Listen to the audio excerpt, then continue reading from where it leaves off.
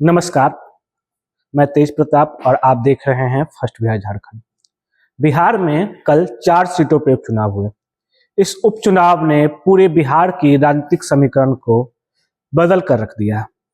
हम बात कर रहे हैं बिहार की राजनीतिक पार्टियों के अंदर कौन सी सबसे बड़ी राजनीतिक पार्टी है अब इस उपचुनाव के बाद। तो बिहार में कल जब उपचुनाव हुए, इस उपचुनाव का जब रिजल्ट आया तो आखिरकार बीजेपी, जो काफी लंबे समय से प्रयासरत थी कि वह बिहार की सबसे बड़ी पार्टी बन जाए, उसका सपना साकार होता हुआ नजर आ रहा है। बिहार के अंदर बीजेपी सबसे बड़ी पार्टी बन गई है। बिहार विधानसभा के अंदर अब बीजेपी के विधायकों की संख्या 80 हो गई है। इसके साथ ही बीजेपी जो है बिहार विधानसभा में सबसे बड़ी पार्टी बन गई है। इसके बाद राजद और फिर जदयू का स्थान रहा।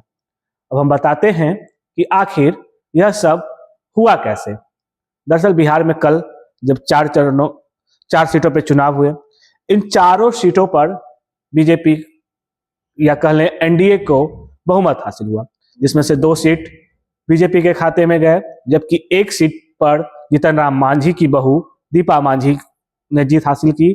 वहीं 1 सीट पर जदयू की मनोरमा देवी को जीत हासिल हुई। यह ऐसा सीट था जहां पिछले 35 सालों से राजद का दबदबा था। लेकिन कल M22 समीकरण की बात कर लें या फिर तेजस्वी की तरफ से तैयार किया गया नया समीकरण, बाप समीकरण की बात करते हैं, जिसमें वो सभी जातियों की बात करते हैं, वह समीकरण भी कहीं से काम नहीं आया।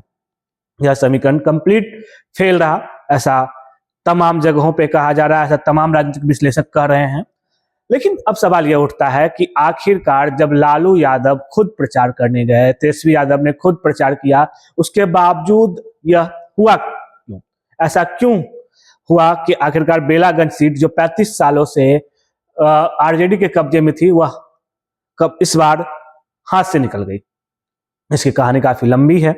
ऐसा कहा जा रहा है कि अब जो है बिहार की जनता भरोसा नहीं कर रही है तेजस्वी यादव पर। तेजस्वी यादव हालांकि कहते हैं कि हमने नौकरी दी है, हमने बहुत काम किया है जब हमारी सरकार थी, जब हम लोग महागठबंधन के अंदर सरकार में थे, लेकिन उनकी यह बातें शायद जनता के पास पहुंच नहीं रही है, यह जनता की इन बातों पे भरोसा नहीं कर रहे हैं, यह तो जनता ही बता पाएगी। लेकिन जिस तरह से उपचुनाव में रिजल्ट आया है, उससे यह साफ प्रतीत हो रहा है कि तेजस्वी यादव की तरफ से जो वादे किए जा रहे हैं या जो दावे किए जा रहे हैं, वह दावे उतने ताकतवर नहीं है जितना एनडीए की तरफ से किया जा रहा है।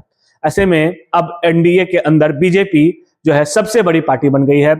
बिहार विधानसभा का शीतकालीन सत्र होना है, 25 तारीख से शीतकालीन सत्र शुरू होगा। इस शीतकालीन सत्र में आपको जो है काफी बदलाव नजर आएंगे, क्योंकि इस बार शीतकालीन सत्र में बीजेपी सबसे बड़ी पार्टी बनेगी। और इसके साथ ही जब बात कर लें जदयू की, तो जदयू तीसरे नंबर की पार्टी बन जाएगी, जबकि राजद जो अब तक सबसे बड़ी पार्टी बिहार के अंदर थी, वह अब एक स्थान खिसक कर तीसरे नंबर पर चल जाएगी।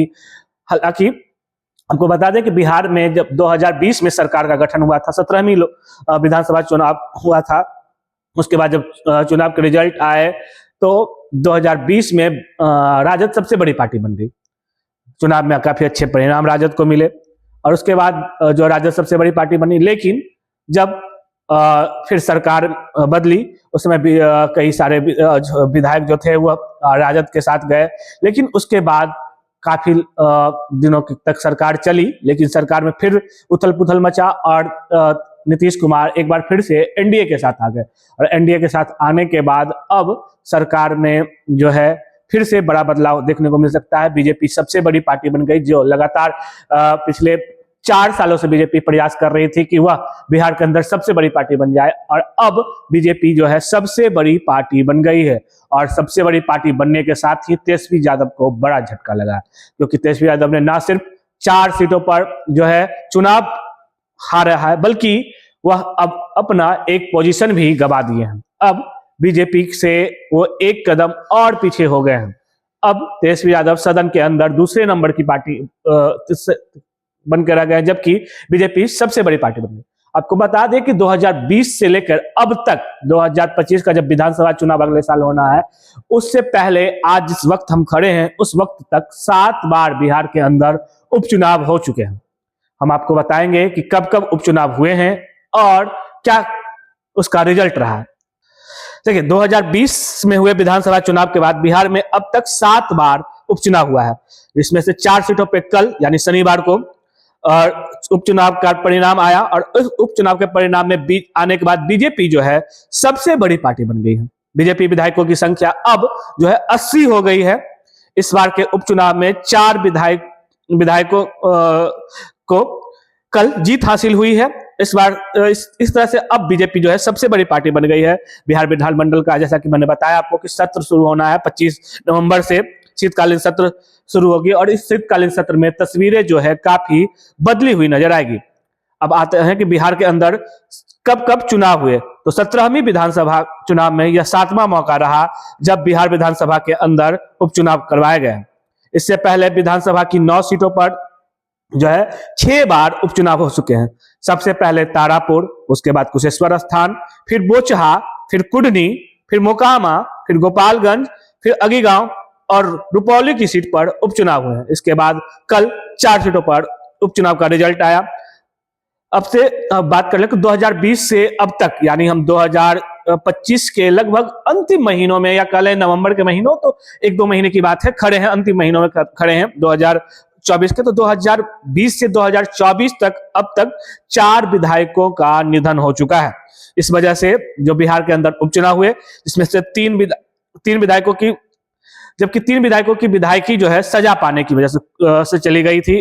एक विधायक जो है उन्होंने स्वेच्छा से इस्तीफा दे दिया था, जिसकी हम बात कर रहे हैं सुधाकर सिंह ने स्वेच्छा से अपना इस्तीफा दे दिया था, जिसके बाद वहां से उपचुनाव करवाए गए। इस बार बताते हैं 17वीं बार लोकसभा विधानसभा के अंदर पहला जो है उपचुनाव 2021 में तारापुर और कुशेश्वर स्थान पर रहा। तारापुर और कुशेश्वर स्थान विधानसभा में 2020 के बाद पहला उपचुनाव हुआ था। तारापुर के जेडीयू विधायक मेवालाल चौधरी का निधन कोविड काल में हो गया था। उसके बाद जबकि कुशेश्वर स्थान की जेडीयू विधायक शशि भूषण हजारी का निधन हेपेटाइटिस बी की वजह से हो गया था, जिसके बाद यहाँ दोनों सीट पे उपचुनाव करवाने पड़ा। हालांकि जब चुनाव हुए तो दोनों सीट पर जदयू ने अपनी लाज बचा ली और दोनों सीट सुरक्षित जदयू के हाथ में चली गई। तारापुर से जदयू के राजीव कुमार सिंह ने आरजेडी के अरुण शाह को हराया, जबकि कुशेश्वर स्थान सीट से जदयू प्रत्याशी जो कैंडिडेट थे अमन भूषण हजारी ने आरजेडी के गणेश भारती को हराया। उसके बाद बोचहा में 2022 में दूसरा उपचुनाव हुआ। बोचहा में वीआईपी पार्टी की विधायक जो थे मुसफिर पासवान की लंबी बीमारी से निधन हो गया था। हालांकि यहाँ जब उपचुनाव हुआ तो आरजेडी ने कब्जा जमाया। आरजेडी के अमर पासवान ने बीजेपी के बेबी देवी को चुनाव में परास्त कर दिया। लेकिन इसके बाद बात कर ले तीसरा जो उपचुनाव हुआ, तीसरा उपचुनाव गोपालगंज और मोकामा में हुआ। 2022 का वह समय था जब मोकामा और गोपालगंज में तीसरी बार उपचुनाव बिहार के अंदर हुआ और इस उपचुनाव में अगर हम बात करें तो मोकामा सीट पर जो है वो आरजेडी का कब्जा रहा। आरजेडी कैंडिडेट की बात करें तो वहां से मोकामा के बाहुबली विधायक अनंत सिंह की पत्नी नीलम देवी जो है चुनाव लड़ी और नीलम देवी ने काफी बड़े मार्जिन से उपचुनाव में जीत हासिल किया। हालांकि जब बिहार के अंदर सत्ता परिवर्तित हुई तो अब नीलम देवी जो है सत्तारूढ़ दल के साथ आ गई है, आरजेडी से अपना दामन छुड़ा लिया है। तो ऐसे में आरजेडी के पास जो है वह मोकामा सीट कह ले तो अब आरजेडी के पास बची नहीं है। यह सीट एक तरह से कह ले तो एनडीए के अंदर ही आ गई है। ऐसे में अब वह बीजेपी के अंदर है या जेडीयू के अंदर है, यह तो अभी तय नहीं हुआ है, लेकिन यह सीट अब एनडीए के अंदर है, यह कंफर्म माना जा रहा है। अगर बात कर लें हम गोपालगंज की, तो गोपालगंज सीट पर जो है बीजेपी के विधायक सुभाष सिंह का निधन जो है किडनी ट्रांसप्लांट के बाद हुआ था। इस कारण से यहाँ उपचुनाव हुए और बीजेपी की कुसुम देवी ने आरजेडी के मोहन प्रसाद गुप्ता को यहाँ जो है चुनाव हरा दिया था। जबकि जैसा कि मोकामा में बताया कि मोकामा में आरजेडी विधायक अनंत सिंह को 10 साल की सजा मिली थी। इसके बाद यहाँ जो है उन्हें आयोग करार दे दिया गया था और यहाँ उपचुनाव करवाए गए थे और उपचुनाव में उनकी पत्नी नीलम देवी को जो है जीत हासिल हुई थी। हालांकि बाद में सरकार परिवर्तन होने के बाद जो है वह सीट वापस से एनडीए के साथ में चले गए। और हम चौथे बार उपचुनाव की बात करें तो चौथा उपचुनाव कुडनी सीट पे हुआ था। कुडनी विधानसभा सीट से आरजेडी के विधायक रहे अनिल सहनी को एमपी एमएलए कोर्ट ने अयोग्य ठहराया था, जिसके बाद यहाँ पे उपचुनाव करवाया गया। इसमें बीजेपी के केदार गुप्ता ने जेडीयू के मनोज कुशवाहा को हराया था। यहाँ उस समय की बात है जब जेडीयू और बीजेपी अलग अलग थी और जेडीयू का गठबंधन आरजेडी के साथ था और इस गठबंधन में जो है जेडीयू और राजद एक साथ चुनाव लड़ रही थी, जबकि बीजेपी अकेले चुनाव लड़ रही थी। और इस जब चुनाव करवाए गए उपचुनाव में तो बीजेपी के जो कैंडिडेट थे उनको जीत हासिल हुई थी, जबकि जेडीयू के कैंडिडेट यहां से हार गए थे कुर्मी सीट पर से। और इस उपचुनाव में जो चौथी दफा बिहार के अंदर 2020 से उपचुनाव हुआ था। उसके बाद हम पांचवें उपचुनाव की बात कर ले तो पांचवा उपचुनाव अगी गांव में हुआ था। अगी गांव में माले के विधायक मनोज मंजिल की हत्या मामले में सजा होने के बाद उपचुनाव करवाया गया। यहाँ हालांकि माले ने यह सीट बचा लिया, माले ने यह सीट पे वापस से जीत हासिल किया उपचुनाव में और यह सीट वापस से माले के खाते में चली गई। लेकिन उसके बाद हम बात करें छठा उपचुनाव, तो छठा उपचुनाव बीमा भारती के जेडीयू छोड़ने और आरजेडी के टिकट पर मधेपुरा से लोकसभा चुनाव लड़ने के बाद हुआ।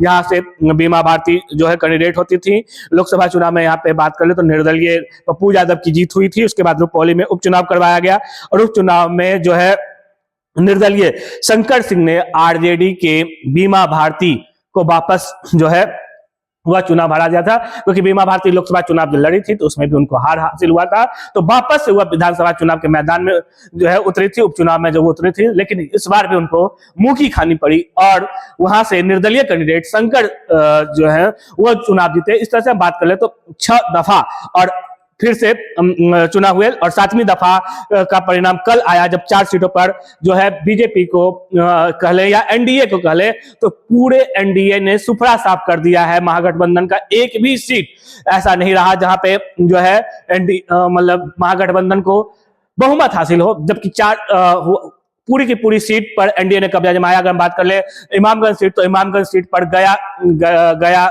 के पास इमामगंज सीट पड़ता है और इस सीट पर दीपा मांझी, जीतन राम मांझी की बहू ने जीत हासिल किया। वहीं बेलागंज सीट पर मनोरमा देवी को जीत हासिल हुई।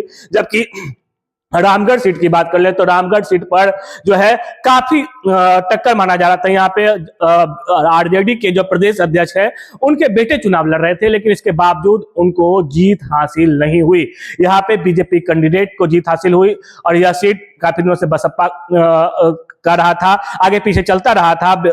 कल भी चुनाव का जब रिजल्ट परिणाम आ रहे थे, रुझान आ रहे थे, तो देखा गया कि बसपा मायावती की पार्टी ने काफी टक्कर दिया था बीजेपी को, लेकिन अंतिम परिणाम बीजेपी के पक्ष में आए। जबकि बात कर ले तरारी सीट पर भी बीजेपी जो है नए कैंडिडेट को उतारी थी। यहाँ सुनील पांडे के बेटे चुनाव मैदान में उतरे थे, उन्हें भी जीत हासिल हुई। और हम इसी तरह कह कि मनोरमा देवी बेलागंज सीट 35 साल से गढ़ था आरजेडी का, हुआ गढ़ अब जो है टूट गया। और बात कर ले तेजस्वी और लालू यादव की जोड़ी, तो यह जोड़ी काम नहीं आई और आखिरकार जो M22 समीकरण की बात होती थी वह M22 समीकरण कहीं ना कहीं चिटकता हुआ नजर आ रहा है इस उपचुनाव के बाद। हालांकि यह उपचुनाव को कहा जाता है कि सेमीफाइनल था, लेकिन सेमीफाइनल में ही ऐसी स्थिति बन रही है कि अब अगर आरजेडी नहीं जीती तो आने वाले दिनों में उन्हें काफी बड़ी समस्याओं का सामना करना पड़ सकता है, क्योंकि जिस तरह से अब बिहार के अंदर बीजेपी सबसे बड़ी पार्टी बन गई है बिहार विधानसभा के अंदर, उनके पास अब विधायकों की संख्या 80 हो गई है। ऐसे में अब जब अगले साल उप विधानसभा का चुनाव होना है तो इस चुनाव में काफी कुछ नई तस्वीर बिहार के अंदर देखने को मिल सकती है। पैनोरमा ग्रुप, जो सोचता है वो करता है। ये लो मुंह मीठा करो, आज मैंने अपना जॉब छोड़ दिया, अब हम पूर्णिया वापस जाएंगे। जॉब छोड़ दिया है? मतलब ये घर कैसे चलेगा? हम करेंगे क्या? और माँ बाबूजी क्या बोलेंगे?